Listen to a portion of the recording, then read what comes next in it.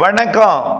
செல்வகுமாரின் முக்கடல் காற்று பற்றிய அறிவிப்பும் இலங்கைக்கான வானிலை ஆய்வறிக்கையும் 2025 மார்ச் 31 திங்கட்கிழமை அதிகாலை நிலவர ஆய்வறிக்கை. அதிகாரப்பூர்வ முக்கடல் காற்று பற்றிய அறிவிப்பிற்கு இந்திய வானிலை ஆராய்ச்சித்துறை அறிக்கையை பார்க்கவும். முதலிலே முக்கடல் காற்று பற்றிய அறிவிப்பு. முக்கடலில் அச்சுறுத்தும் காற்று ஏதும் இல்லை.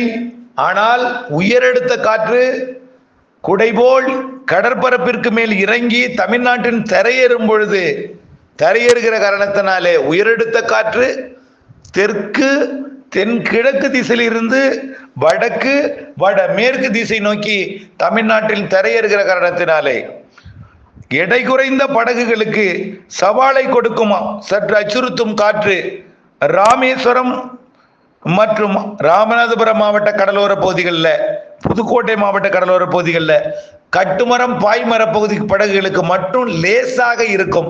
27க்கு மேல் 35க்குள் அவ்வப்பொழுது இருக்கும்.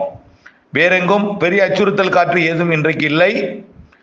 அடுத்தபடியாக அச்சுறுத்தும் காற்று என்பது பெரிய அளவிலே எதுவும் இல்லாவிட்டாலும் வரக்கூடிய 2, 3, 4, 5 தேதிகளிலே வடகடலோரம் மற்றும் அதனை ஒட்டியுள்ள கடற்பகுதிகளில் 30 கிலோமீட்டர் வேகம் கொண்ட 35 கிலோமீட்டர் வேகம் கொண்ட ஒரு சாதாரண கடல் தொழிலுக்கு எடை குறைந்த படகு பிளாஸ்டிக் படகுல சென்று கடல் தொழில் செய்யக்கூடியவர்களுக்கு சற்று அச்சுறுத்தும் காற்று தென்கிழக்கு கிழக்கு திசையில் இருந்தும் பிறகு வரக்கூடிய நாட்களில் 6-7 தேதிகளில் தெற்கு மற்றும் தென்கிழக்கு திசையில் இருந்தும் அவ்வப்பொழுது லேசாக இருக்கும். இது பெரிய அச்சுறுத்தல் இல்லாவிட்டாலும் படகிலே வலை விரிப்பவர்களுக்கு சற்று சவால்களை கொடுக்கும். இவ்வளவுதான். அடுத்தபடியா தரைப்பகுதிகளில் கொஞ்சம் வலுவான காற்று இருக்கும், இடிமழை இருக்கும், எல்லாம் இருக்கும்.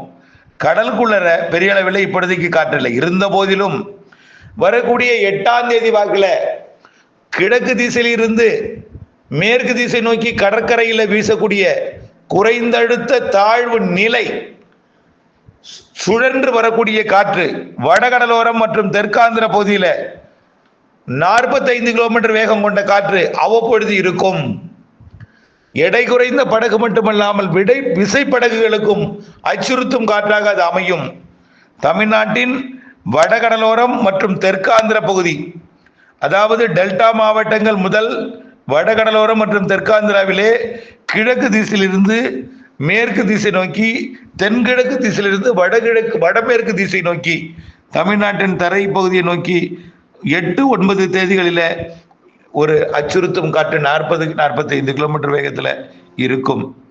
இது 10, 11, 12 தேதிகளில் தெற்கு காற்றாக, அதாவது சித்திரை மாதம் தொடங்கக்கூடிய வைகாசி காற்று, சித்திரை வைகாசியில அதாவது ராமேஸ்வரம் பகுதியிலையும் டெல்டா மாவட்ட பகுதிகளிலையும் தெற்கு கரையோரத்தில் இருந்து அதிராமப்பட்டினம் கோடியக்கரை இடைப்பட்ட பகுதி, ராமேஸ்வரம் தனுஷ்கோடி இடைப்பட்ட, ராமநாதபுரம் மற்றும் தனுஷ்கோடி இடைப்பட்ட பகுதி, தூத்துக்குடி கடலோரம் மற்றும் ஒட்டுமொத்த தமிழ்நாட்டின் வங்க கடலோர பகுதிகளில் தெற்கு திசையிலிருந்து வடக்கு திசை நோக்கி வழக்கமாக தொடங்கக்கூடிய தெற்கு திசை காற்று தொடங்க போகிறது 11ஆம் தேதி. இந்த தெற்கு திசை காற்றும் கிழக்கு திசை காற்றும் இணைந்துதான் கடலோரத்தில் மழை பொழிவை ஏற்படுத்த போகிறது வரக்கூடிய காற்றழுத்த தாழ்வு நிலை காரணமாக. ஆகவே தெற்கு திசை காற்று கொஞ்சம் வலுப்பெறும். இது தமிழ்நாடு, ஆந்திர பிரதேசம், புதுச்சேரி மற்றும் ஒடிசா, மேற்கு வங்கம் வரைக்கும் இந்த காற்று இருக்கும். வட இந்திய நிலப்பகுதிகளில் காற்றழுத்த தாழ்வு நிலை உருவாகி இந்த காற்றை தெற்கு திசையிலிருந்து கிழக்கு திசையிலிருந்து தென்கிழக்கு திசையிலிருந்து உள் மாநிலங்கள் நோக்கி இருக்கும் என்பதனால உள் மாநிலங்களுக்கு மழைப்பொழிவையும் இடியுடன் கூடிய மழைப்பொழிவையும் தமிழ்நாட்டிலே தாழ்வு நிலை வந்து, அதாவது கோடை காலத்தில் பருவமழை காலம் போல் 3 நாட்களுக்கு நல்ல மழைப்பொழிவை 8, 9, 10 தேதிகளில் கொடுக்க இருக்கிறது. இதை அறிவிப்பதற்கு காரணம் கடலிலே மீன்பிடித்தலுக்கு மழையும் இடையூறு கொடுக்கும், இடி மின்னல் இருக்கும். கடலிலே வரக்கூடிய 2ஆம் தேதியிலிருந்து இடி மின்னல் இருக்கும். அது ஒரு அச்சுறுத்தல் தான். 3ஆம் தேதி கூடுதல் இடிமின்னல், 4, 5, 6, 7 தேதிகளில் கூடுதல் இடிமின்னல், 8ஆம் தேதியிலிருந்து அடைமழை போல இருக்கும். கிழக்கு திசை காற்று இருக்கும். காற்று அச்சுறுத்தல் பெரிதாக இல்லாவிட்டாலும் மழை இருக்கிறது. 8ஆம் தேதியிலிருந்து எடை குறைந்த படகுக்கு சவால் நிறைந்த காற்றும், 11ஆம் தேதியிலிருந்து தெற்கு திசையிலிருந்து வீசக்கூடிய வைகாசி காற்று என்று சொல்லக்கூடிய சித்திரை வைகாசியில் வீசக்கூடிய காற்று அது சற்று வலுவாக இருக்கும். பெரிய விசைப்படகுக்கும் சற்று அச்சுறுத்தலை கொடுக்கக்கூடிய காற்றாக அமையும். அடுத்தபடியாக இலங்கைக்கான வானிலை ஆய்வறிக்கை. இலங்கையை பொறுத்த வரைக்கும் தற்பொழுது இடிமழை பொழிவாக மாலை இரவிலே ஆங்காங்கே கொடுத்து வருகிறது தென்னிலங்கையில. இந்த நிலை படிப்படியாக தென்னிலங்கையில் இருந்து மத்திய இலங்கைக்கு முன்னேறும்.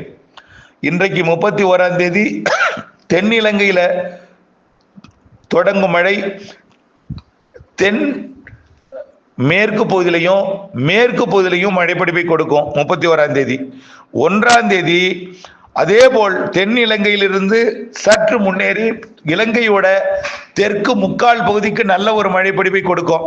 இடி மழைப்பொழிவாக 1ஆம் தேதி.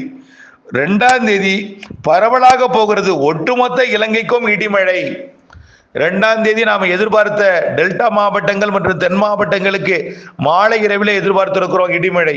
அது இலங்கைக்கு பகலிலேயே தொடங்கிவிடும். காலை 11 மணிக்கெல்லாம் இலங்கையின் ஒட்டுமொத்த பகுதிக்குமே நல்ல ஒரு மழைப்பொழிவை வரக்கூடிய 2ஆம் தேதி மதியத்திலிருந்து கண்டிப்பாக கொடுக்க தொடங்கும். மாலை கண்டிப்பாக இருக்கும்.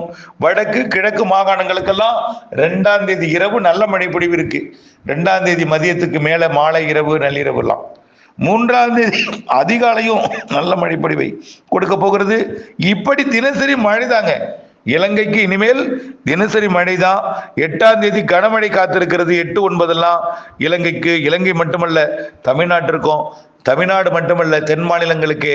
ஆகவே காற்று சுழற்சி தாழ்வு நிலையானது இலங்கைக்கும் நெருக்கமாக அமைந்து, டெல்டா மாவட்டங்களுக்கு மிக நெருக்கமாக அமைந்து, ஒட்டுமொத்த கிழக்கு காற்றையும் குளிர்விக்கும் காற்றையும் தமிழ்நாட்டிலே கிழக்கு திசை மற்றும் தெற்கு திசை இருவேறு காற்றுகள் தமிழ்நாட்டிலே இணைய தமிழ்நாடு உள்ளிட்ட தென் மாநிலங்களுக்கும் இலங்கைக்கும் நல்லதொரு மழைப்பொழிவை வரக்கூடிய 8, 9, 10 தேதிகளில் 11ஆம் தேதியும் அடுத்த நிகழ்வால் 12, 13, 14, 15 என்று அடுத்தடுத்த காற்று சுழற்சிகள் தாழ்வு நிலைகள் நல்ல ஒரு மழைப்பொழிவை இலங்கைக்கு கொடுக்க போகிறது.